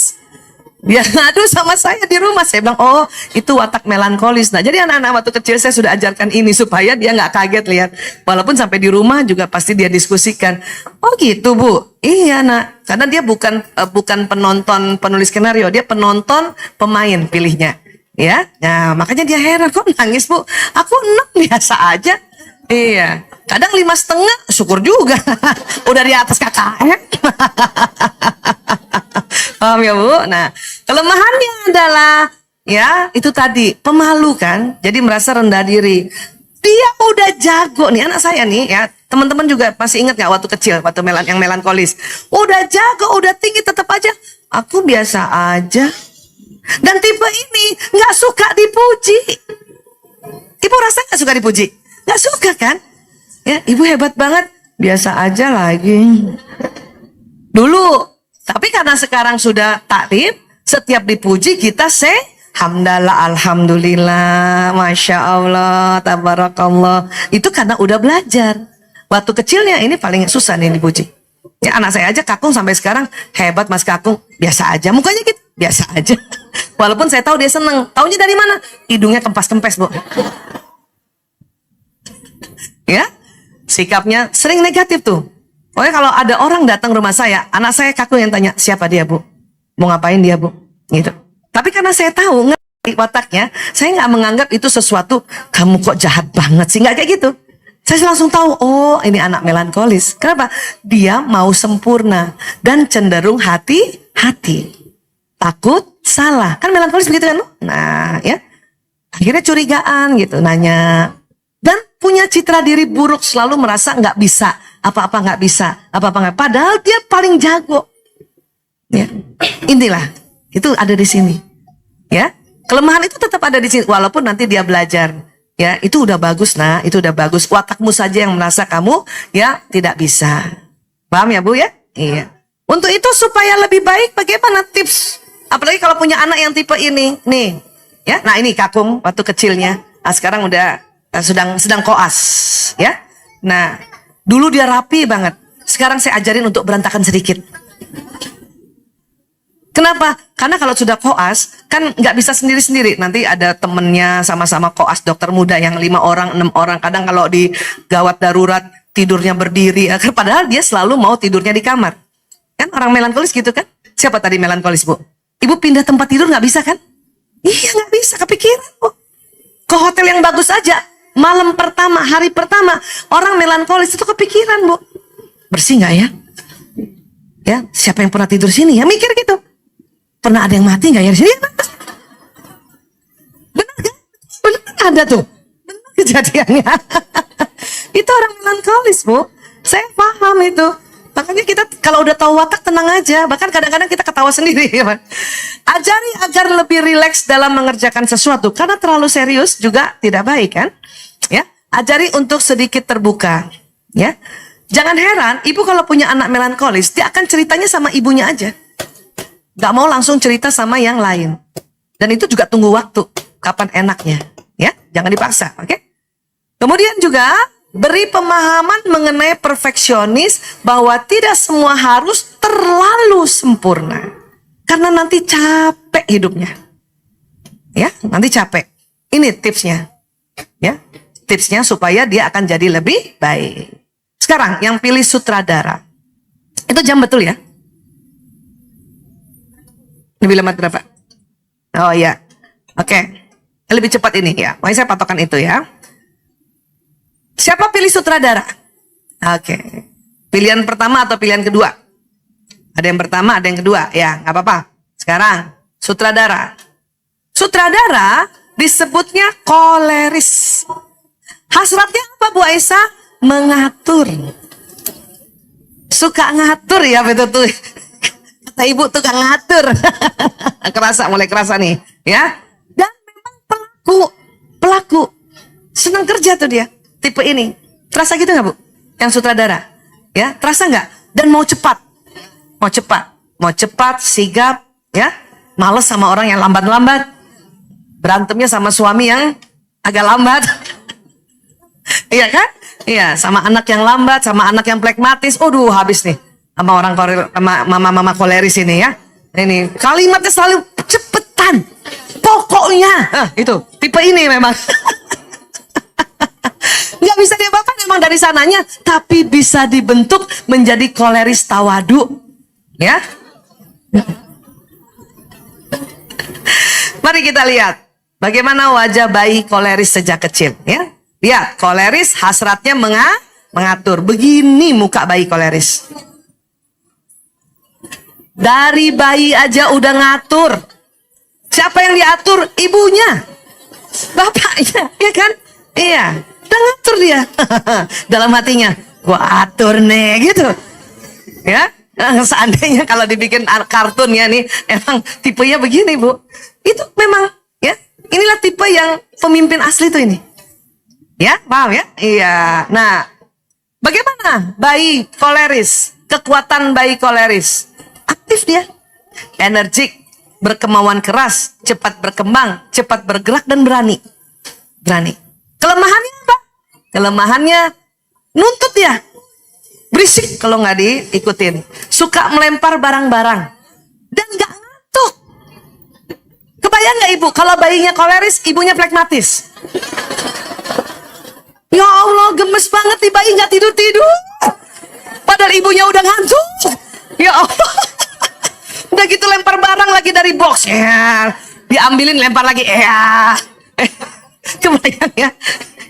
Ini ya, ini yang suka nuntut tuh. Ya, misalnya dia mau misalnya mau menyusu atau menetek gitu. Inilah yang nangisnya kenceng banget. Ya, kayak orang dipukulin padahal nggak diapa-apain. Ya, udah teriak-teriak. Iya nak, nggak apa-apa ibu, asal ibu udah tahu itu koleris, tenang aja. Iya nak, sabar ya, karena diajarin sabar memang. Ya. Kenceng banget kalau nangis. Allahu Akbar ya. Ini nggak usah juga dimarahin atau dikata-katain. Ya, kesabaran. Persis siapa sih ini? Ibu nggak sadar apa ibu juga koleris?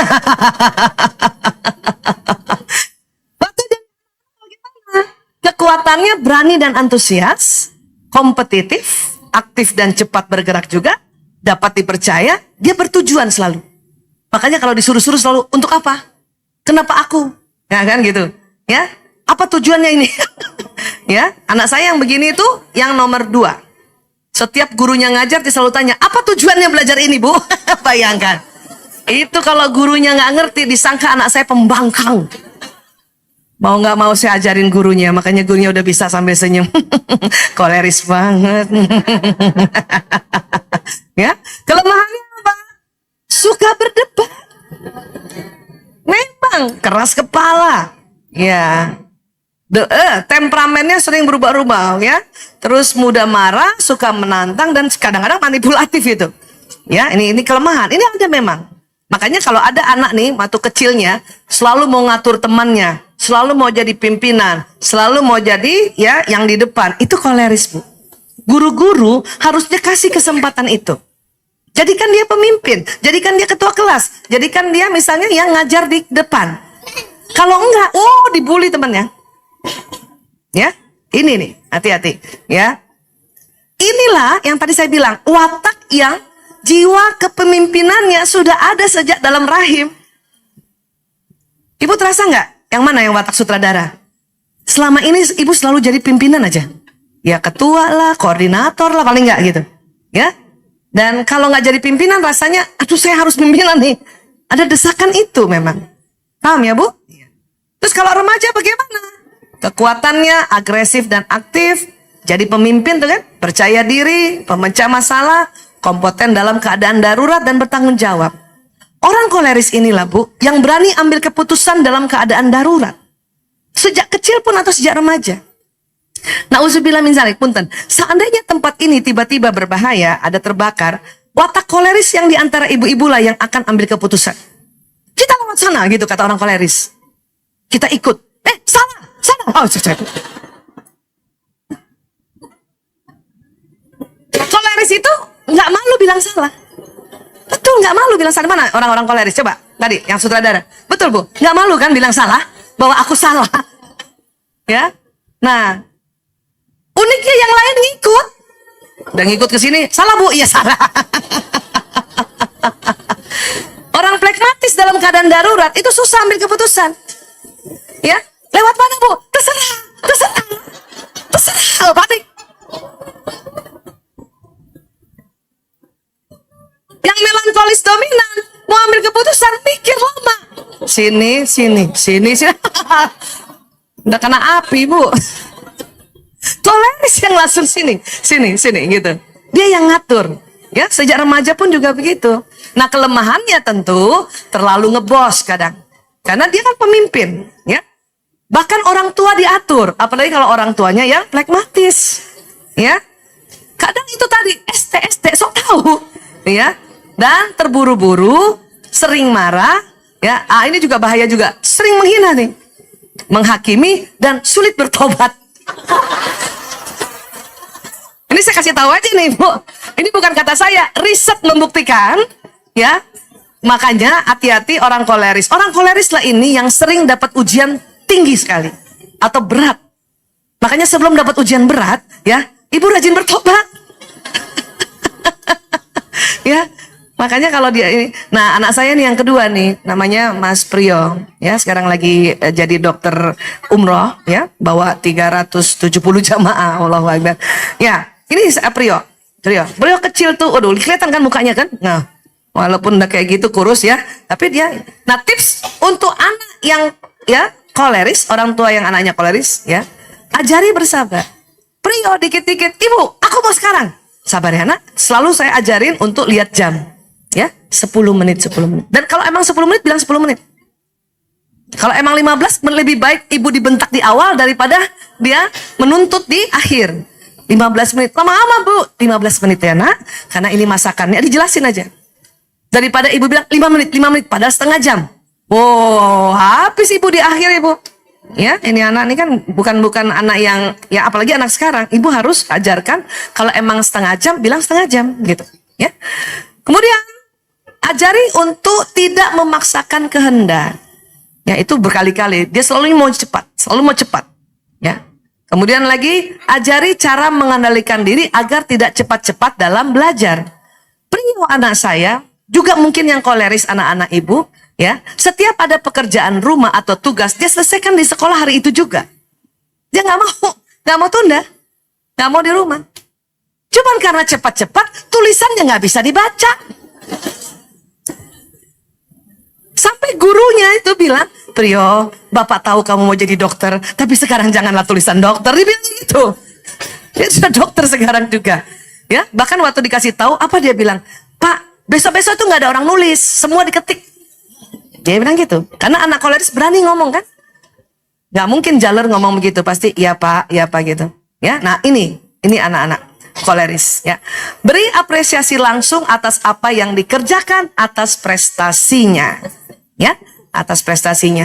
Jadi, kalau orang koleris, karena dia sudah cepat menyelesaikan pekerjaan, puji dulu dia cepat menyelesaikan kerjaan. Rio, alhamdulillah kamu hebat nak, udah kerjaannya, udah PR-nya udah selesai. Dalam hati saya, walaupun tulisannya nggak kebaca. Ya, nah kalau mau ada diperbaiki baru, ya boleh nggak nak? Ini ada 2 yang diulang aja nih, dua kata nih diulangnya. Dia kurang kebaca, nanti dapat nilai. Nah, kasih tahu bahwa nanti dapat nilai jelek. Baru mau tuh cepet-cepet kerjain. Jadi orang koleris senang dipuji bukan gantengnya, bukan cantiknya, tetapi dia bekerja cepat. Itu dia. Paham ya Bu? Oke. Ya, sekarang siapa yang pilih pemain? Ada? Masya Allah. Pemain bahasa Latinnya yaitu sanguinis. Hasratnya gembira dan pembicara. Benar Bu? Rasanya gembira terus ya Bu? Walaupun di rumah habis dimarahin suami, nangis, sampai majelis taklim sudah bisa. Betul Bu? Allahu Akbar. Sanguinis tuh gitu. Tipe sanguinis ini tipe yang gembira dan orang nggak bisa lihat dia sedih apa enggak. Padahal sebenarnya sedang sedih. Ya, sedang sedih dia. Ya. Dan selalu ceritanya itu mau, misalnya dia cerita kesedihan, jadi lucu juga. Misalnya ya, orang sanguinis dompetnya hilang dan orang melankolis dompetnya hilang, itu beda cara ngomongnya. Orang melankolis pasti sedih. Dompet aku hilang, itu melankolis. Datang temennya sanguinis, aku juga dompetnya hilang. Nah, ngomong gitu. Kalau ibu lihat ada teman ibu, dia hilang barangnya, ngomongnya bangga, itu sanguinis. Sebetulnya nggak bangga, karena selalu mau gembira. Misalnya banjir, kata yang melankolis, rumah aku banjir. Semana, semata kaki. Tapi udah sedih banget orang melankolis. Karena udah kepikiran gimana rapiinnya, gimana bersihin, karena mau sempurna kan. Datang orang sanguinis, rumahku juga banjir, bahaya banget. Seberapa Bu? Segini? Banjir segini, informasinya gembira Bu. Aku juga banjir gitu.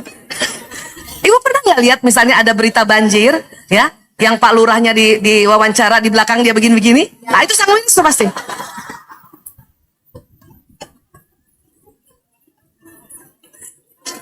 Yang dada-dada gitu. Terus kalau ibu lihat ada orang bawa barang-barang mukanya sendu, itu melankolis tuh, cuma plekmatis. Oh, tapi yang bawa barang sambil ketawa-ketawa gitu ya, naik perahu gembira, itu sanguinis. Karena dia selalu gembira, otaknya selalu melakukan gembira. Ya ini. Bagaimana waktu dia bayi, waktu dia kecil? Nah ini ya, siapa yang begini rasanya? Nih mukanya.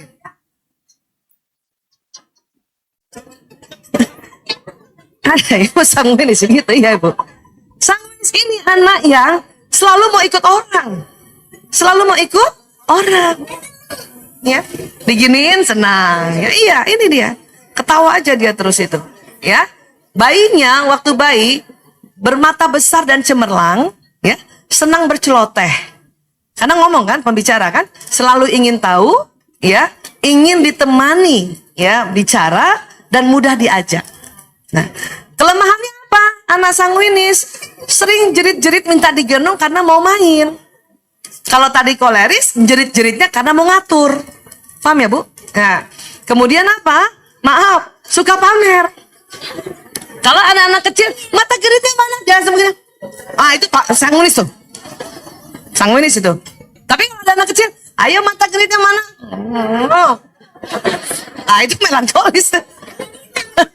Paham ya Bu? Jadi nggak semua anak ya memamerkan. Dan jangan juga setiap anak yang memamerkan ibu bilang pintar, yang tidak memamerkan ibu bilang tidak pintar. Itu watak. Ya. Nah, nanti ibu tetap puji. Misalnya anak sanguinis memamerkan, ya, gimana sayang? Ayo nyanyi-nyanyi, ya. Calonku ada 5, Masya Allah. Ini anak sanguinis nih, anak populer, anak gembira. Gitu caranya, Bu. Ya, ada anak lagi, ayo nyanyi nak. Mau. Ayo sayang nyanyi nak. Ibunya gemes kan, malu kadang-kadang ibunya ya. Nyanyi nak, ayo nyanyi yang kayak kemarin. Mau. Mau. Ada yang begitu kan? Kita yang sudah belajar watak, Masya Allah, memang anak melankolis gitu, Bu. Dia ingin pamerkan dalam dirinya sendiri aja gitu.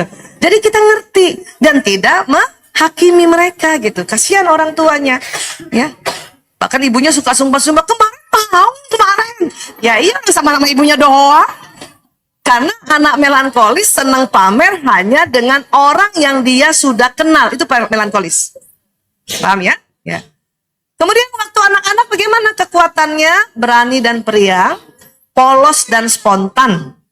Ya. Dan ini anak yang diajak pergi yuk, langsung pergi, Bu.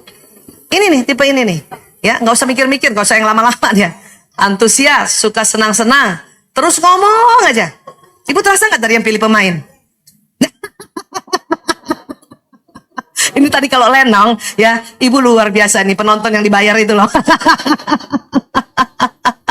Imajinatif, terbangkit energinya karena banyak orang. Ini sanguinis, ya. Kelemahannya apa?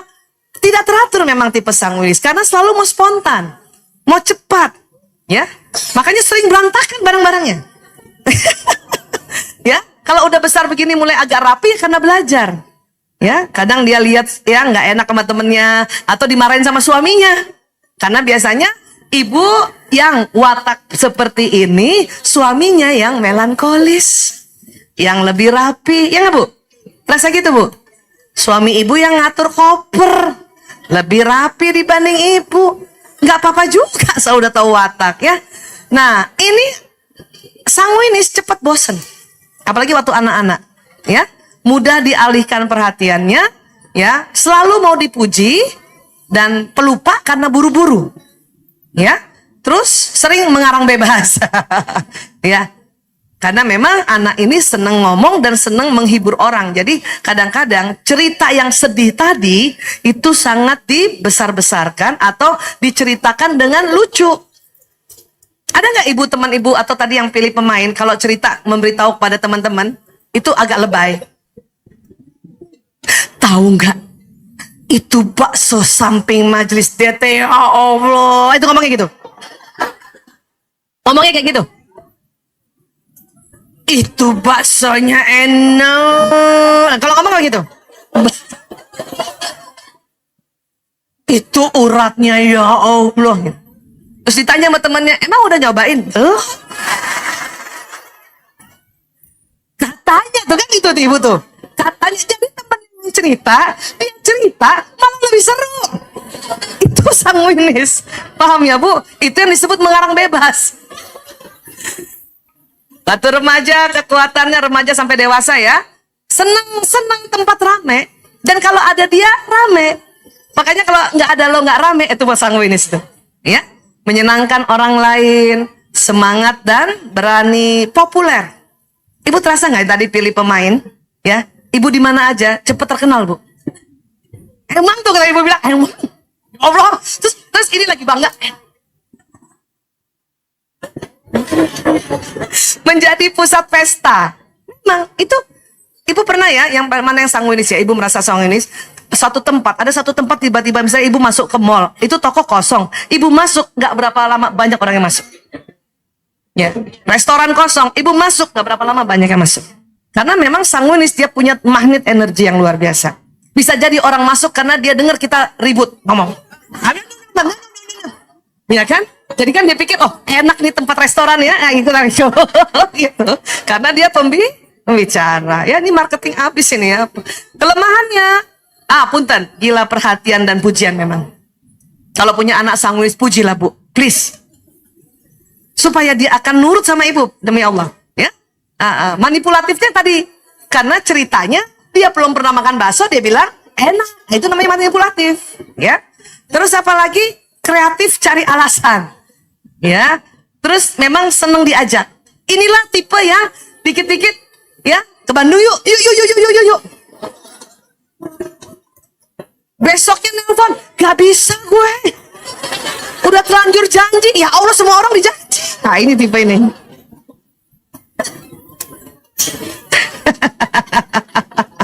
Nggak bisa diem memang ya. Nah ini karena dia pembicara ya, nggak bisa hening. Suasana hening tuh nggak bisa. Ada aja nah gitu. Paham ya Bu? Nah ini nih orang-orang sanguinis kan gini nih ya. Kalau saya punya anak yang sanguinis yang pertama, anak saya yang pertama, Dokter Lanang atau Mas Lanang ya. Jadi kalau kita punya anak sanguinis ya, tipsnya adalah ajari untuk mengelola segala sesuatu. Karena dia mau cepat berantakan. Kadang itu odol, antara tutup sama badan odol jauh. Ya, walaupun ya sekarang udah dikit-dikit belajar ya. Kemudian misalnya selimut, kalau adiknya itu yang melo dia akan rapikan sendiri gitu. Yang kedua juga ada melonya. Lanang ya, waktu saya bilang, nak rapikan selimut, apa dia bilang? Gak usah lah Bu, ntar malam dipakai lagi. Bener Bu? Masya Allah ibu semangat banget, aduh gue banget katanya. Ajari untuk menunggu orang lain selesai bicara. Jadi anak saya dari kecil selalu nyeletuk, bapaknya gak suka nyeletuk. Ya, makanya saya suka bisik-bisik. Ayah, biar ayah ngomong dulu, anak diam dulu. Jangan diam. Kadang sukses, kadang enggak. Tetap ingin berceloteh. Ya, tetapi kalau kita ajarkan gitu, insya Allah akan jadi lebih baik. Ya, jadi bisa mengendalikan. Ajari untuk disiplin dengan waktu, karena dia terlalu spontan. Ya, terlalu spontan. Ya, cepat mau ikut, cepat kadang-kadang. Ya, belum lagi cuci muka sikat gigi. Ayo Bu, ayo Bu aja. Nah, ini kalau kita punya anak yang sanguinis, oke? Iya. Sekarang kita ulang sedikit, jadi empat-empatnya kita sudah tahu. Ya, kita ulang. Yang pilih penonton disebutnya apa? Plekmatis penonton. Hasratnya? Damai. Semua watak bisa damai, Bu, tapi tidak sedamai orang plekmatis. Ya. Yang pilih penulis skenario disebutnya melankolis. Hasratnya? Semua orang bisa juga melakukan atau mencoba atau belajar sempurna, tapi tidak serapi atau sesempurna melankolis. Ya, koleris, sutradara. Hasratnya, semua orang juga bisa ngatur semua watak, tetapi nggak sejago sutradara. Itu aneh tuh, orang koleris tuh pandainya ngatur. Gini. Nah, tetapi supaya kelemahannya nggak bosi, tolong kalau ngatur orang jangan ditunjuk. Kamu ini ya. Itu orang langsung tersinggung. Dalam hati ibu-ibu, kenapa lagi ibu-ibu lah? Siapa lu? Nyuruh-nyuruh gua. Itu bahayanya itu. Ya, makanya kalau pun kita mau ngatur pakai tolong. Tolong ya. Ya. Kadang sudah tolong, mata tuh tetap matanya mengatur, ya. Paham ini ya? Nah, sanguinis hasrat gembira. Semua bisa bergembira, mencoba untuk gembira, tetapi memang tidak segembira sanguinis. Paham ya? Nah, tadi kan ibu pilih 1-2 kan? Maka tadi adakah yang pilihan pertama penonton, keduanya penulis skenario? Ada? Atau kebalikannya, penulis skenario dan penonton? Ada? Nah, ini sudah lazim, ini yang disebut introvert.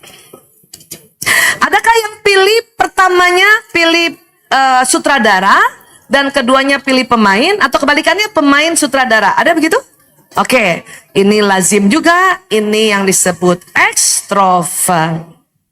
Ibu pasti nggak suka terlalu lama di rumah ya, selalu pengen di luar gitu ya. Oke. Adakah yang pilih pertamanya penonton, keduanya pemain? Ada? Oke. Atau kebalikannya, pertama pemain, kedua penonton. Nah, ini ambivert. Separuh ekstrovert, separuh introvert. Nah, ini mut-mutan juga nih. Kadang lagi mau di luar, kadang mau di dalam, kadang mau di luar, kadang mau di dalam ya. Adakah yang pilihan pertama sutradara, pilihan keduanya penulis skenario? Oke. Atau kebalikannya, penulis skenario atau sutradara. Ini juga ambivert. Bu Aisyah, saya kok pilih penonton sama sutradara? Ah, itu nggak lazim, Bu. Kemungkinan ibu tadi waktu memilih ada salah satu pilihannya dipengaruhi watak yang sudah besar karena belajar. Ya, yang lazim yang ada di otak bawah dengan bawah ini Bu, namanya introvert, penonton penulis karya ini atas dengan atas atau atas bawah yang ya sejajar. Pasangan hidup biasanya 88 sampai 95% yang kebalikannya. Tadi siapa yang pilih penonton pilihan pertama? Apakah suami ibu yang koleris yang suka ngatur? Nah itu. 88 sampai 90%. Saya katakan 88-90%. Jangan sampai juga, suami saya bukan, kayaknya salah ya gitu. Salah suami maksudnya? Enggak, bukan salah suami. Bukan salah ini juga. Tapi 88 sampai ya. Makanya saya tipe yang penonton Bu, suami saya ini. Di awal pernikahan sebelum belajar ini, saya merasa bukan istrinya, tetapi pegawainya. Karena suami saya dikit-dikit, kamu begini ya, kamu nanti begini ya, tangan ini gini. Dan suami saya nggak suka lihat saya tidur. Padahal tipe plekmatis sering leyeh-leyeh tidur siang. Tipe plekmatis. Biasanya dia nggak marah, cuma matanya itu loh. Matanya ngatur. Zaman dulu sebelum belajar watak ini, kalau saya mau tiduran saya kemana Bu? Ya, ke salon kerimbat. Jadi kalau dia telepon, ibu di rumah nggak ada ya? Oh ya, oh lagi kerja. Padahal asal. Paham ya Bu? Kesian ya. Tapi sejak belajar ini tahun 99-2000, suami saya sudah nggak pernah marah lagi jikalau saya minta izin untuk istirahat. Bahkan kadang dia yang paksa saya, udah Bu Isa istirahat, Ibu Isa kan plekmatis, dia bilang gitu. Nah itu enaknya kalau sudah belajar. Paham ya Bu? Iya. Saya ulang lagi ya, nggak ada pertanyaan ya. Oke, Ibu kalau ada yang nanya, jawabannya ada di buku. Oke, ulang ya. Watak ada di mana Bu? Otak bagian mana? Pegang. Di tengah. Watak dibawa sejak dalam karena apa? Genetik turunan ya. Baik. Watak kalau yang melankolis hasratnya sempurna. Ciri khasnya pemikir. Watak yang sanguinis atau pilihnya pemain atau artis gembira hasratnya. Ciri khasnya pembicara ya. Watak yang pilihannya penonton disebutnya hasratnya damai. Ciri khasnya pengamat. Watak yang selalu mau ngatur. Ciri khasnya itulah kalau ini orang koleris ini yang kalau bangun tidur loncat ya nih. Apalagi koleris sanguinis, loncat itu, bisa loncat itu, nggak pusing dia. Ya, karena energinya nggak habis. Gimana nggak habis? Nggak pernah diam, dia selalu marah gitu. Cepat marah, makanya nggak habis. Beda yang di bawah. Paham sampai sini ya Bu? Iya, baik. Mudah-mudahan ini sudah bisa diambil ya hikmahnya sehingga ibu pada saat ketemu orang ibu tahu, oh ini kira-kira wataknya ini. Lihat apanya? Hasratnya. Lihat hasratnya. Kalau dia orang damai, ngalah, nggak mau konflik, oh dia plekmatis dominannya. Kalau ibu lihat, ya semuanya rapi. Kalau mencet odol rapi, oh melankolis gitu. Paham ya Bu ya? Iya, baik. Terima kasih. Mudah-mudahan ini bisa diambil manfaatnya. Tentu pembahasan tentang watak lengkap itu saya sudah bikin bukunya ini ya di sini ya. Kalau ibu yang senang membaca ya, kadang-kadang ada yang senang baca. Oh udah ada, alhamdulillah, masya Allah. Dan di sini ada 77 cerita ibu-ibu juga tentang dulu belum tahu watak berantem melulu sama keluarga. Ya, tapi setelah tahu watak, alhamdulillah sudah mengerti. Ya. Ibu yang koleris ngadepin anak plekmatis, ya berarti ibunya apa? Hasratnya apa? Ngatur, mau sementara anak yang plekmatis mau Nah, apa yang harus dilakukan? Ikutin sesuai dia, tenang-tenang saja, nggak usah ngegas, paham ya? Iya, baik, terima kasih. Dan Bu Aisyah, kalau di Islam watak ini ada di mana manifestnya? Di sahabat Rasulullah Khulafaur Rasyidin. Orang damai ini watak Abu Bakar As-Siddiq radhiyallahu an. Melankolis watak Utsman bin Affan radhiyallahu an. Koleris siapa? Umar bin Khattab radhiyallahu an dan sanguinis Ali bin Abu Thalib radhiyallahu an, ya.